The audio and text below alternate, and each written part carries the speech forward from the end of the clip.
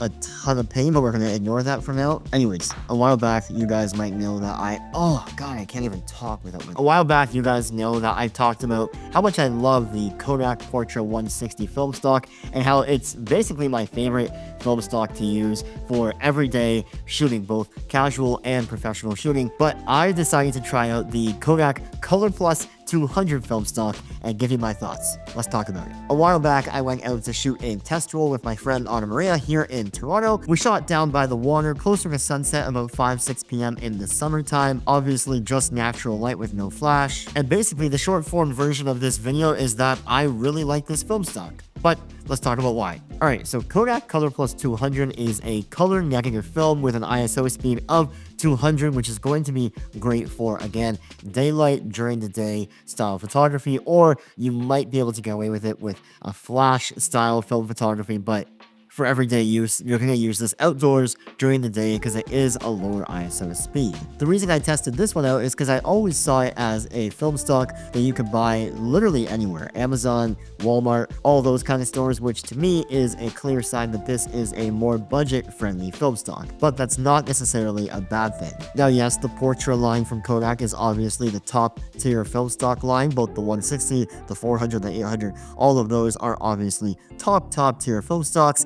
But is the Colorplus 200 any good? Now, like in the name Colorplus, this film stock is known to produce quite vibrant colors that lean a little bit more warm, which I definitely saw in the highlights or the whites of the image, but the shots are not going to be as vibrant as, say, a Portra 400 or Portra 160 film stock. I prefer a warm film stock, so that's why I really like Portra 160 and what I was hoping to get out of the Colorplus 200, and that it did. It really produced a nice warm image, not too warm, but warm enough that it feels comfy and cozy, which is a look that I often go for in a lot of my pictures. Now, grain and sharpness. Now, even though this is an ISO 200 film stock, I thought that the grain it produced was at the level of a 400 or even some 800 film stocks, which is obviously not that ideal. At a low ISO film speed like 200, you want the image to be super crisp, like the ones that are produced in the Portra 160 film stock,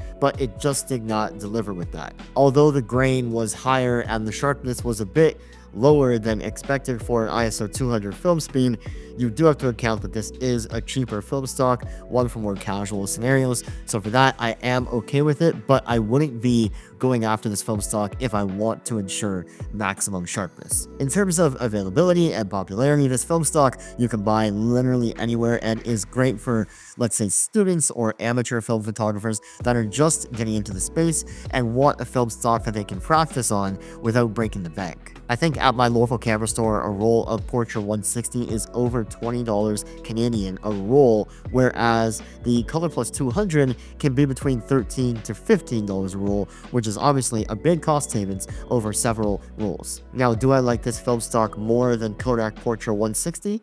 No. The reason I don't like it more than the Portra 160 is because if I'm going to use a low ISO film stock for professional photos on my film camera, then I want to get maximum sharpness and the least amount of grain. If I want more grain, then I'm obviously going to lean towards a Portra 400 or an 800 speed film stock, but at 200 or 160 ISO, I really want to maximize that sharpness and minimize the amount of grain. But that's not to say I won't be buying this film stock. I'll definitely buy this film stock for more casual uses if I'm bringing my film camera to, say, a friend's birthday party or shooting something a lot more casual that isn't for a job or on assignment, where really the vibe is just to get a film photo and not really to maximize the technical perfection of the film stock. Now, as you've seen through these photos on screen, this film stock produces really nice images. There's actually nothing objectively wrong with the shots from this film stock, but like I said, it's just when and where you would decide to use a film stock like Colorplus 200. With the rising cost of film today, I'm still happy that there is options like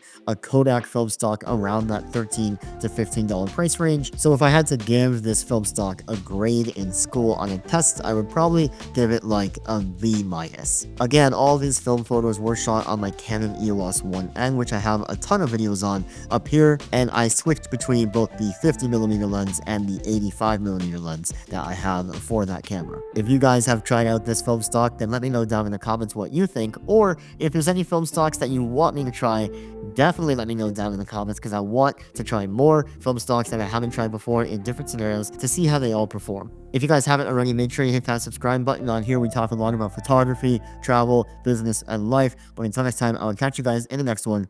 Peace.